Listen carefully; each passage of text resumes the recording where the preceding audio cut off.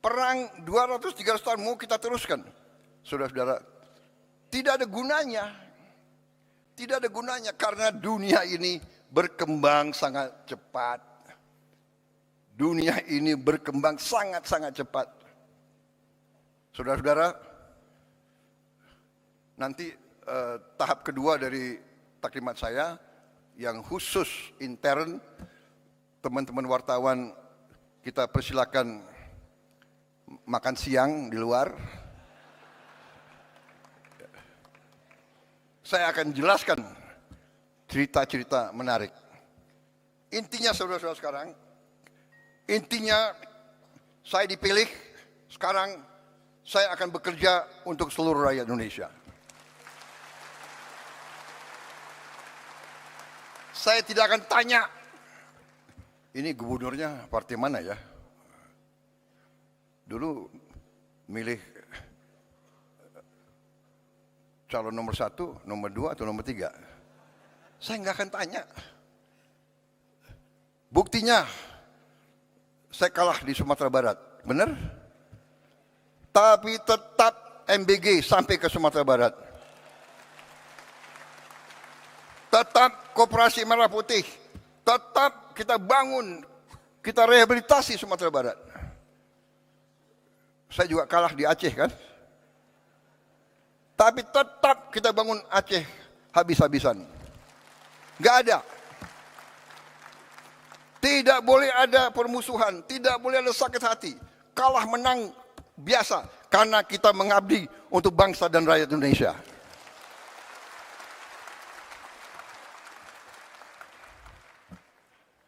Saya nggak tanya, Pak Bursah, kau partai mana? Kan nggak saya tanya.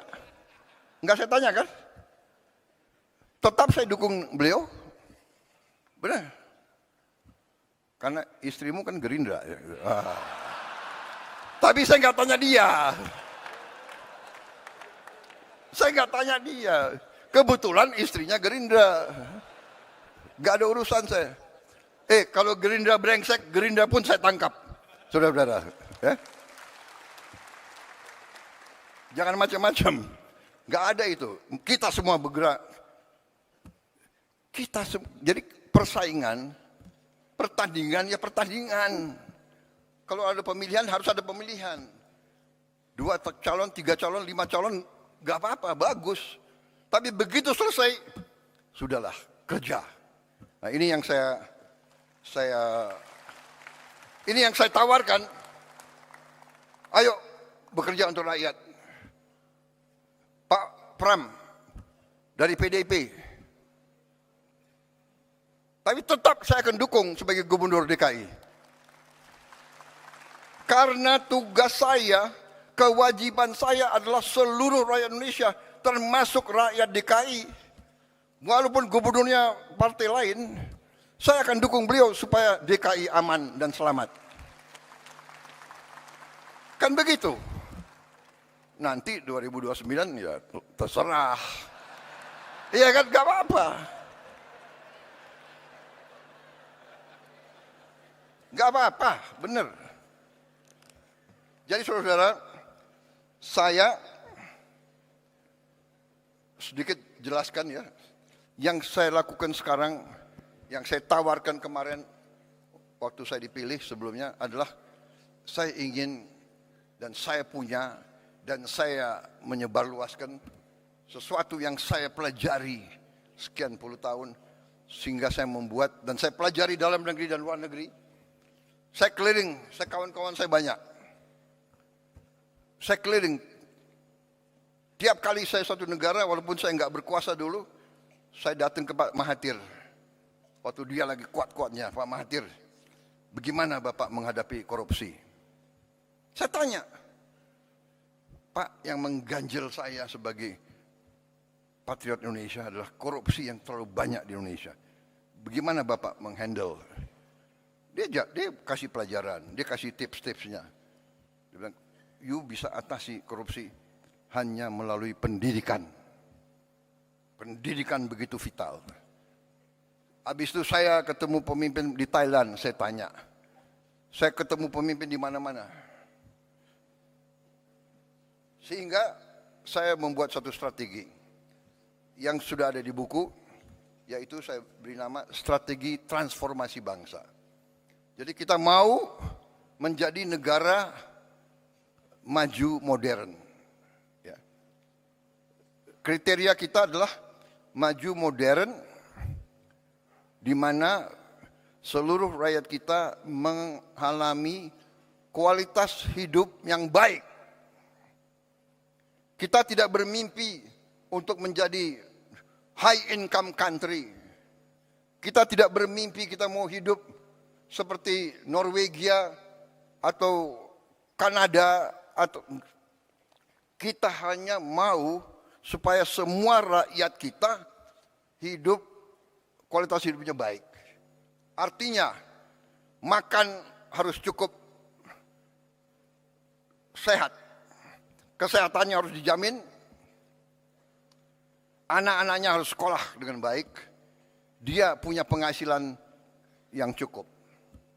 Dan inilah strategi yang kita buat, ya,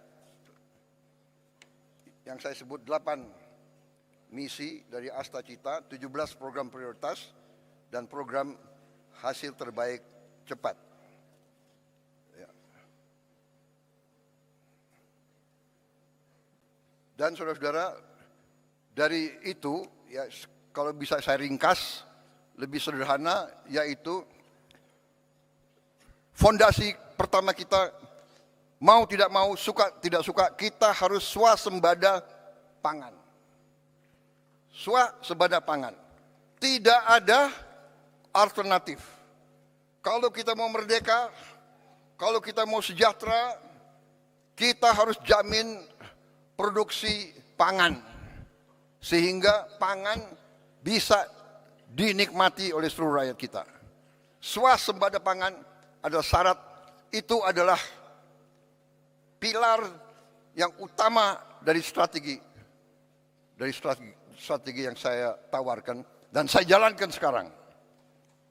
Saya ajak saudara, ayo sama-sama sebagai patriot bangsa. Tapi kalau kau tidak mau ikut saya tetap jalan terus.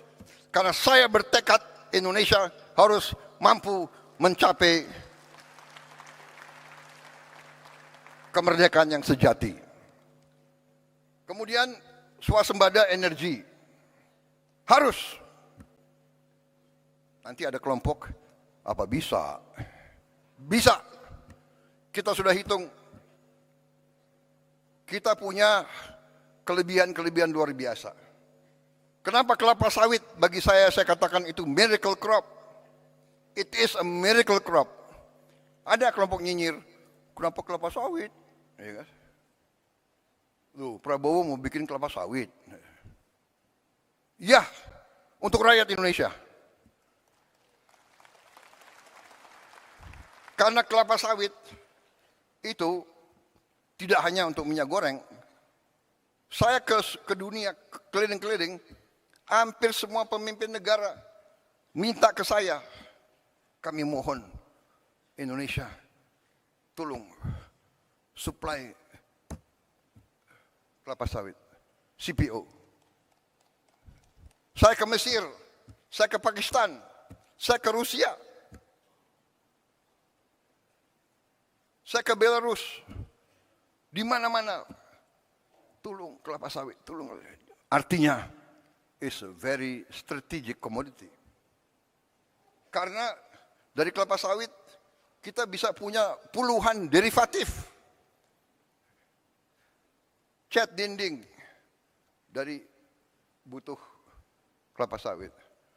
Makanan, roti, harus pakai minyak kelapa sawit. Dan nanti minyak kelapa. Dan sebagainya, dan sebagainya, dan sebagainya. Sabun. Berapa miliar rakyat dunia harus mandi tiap hari. Kecuali yang malas mandi.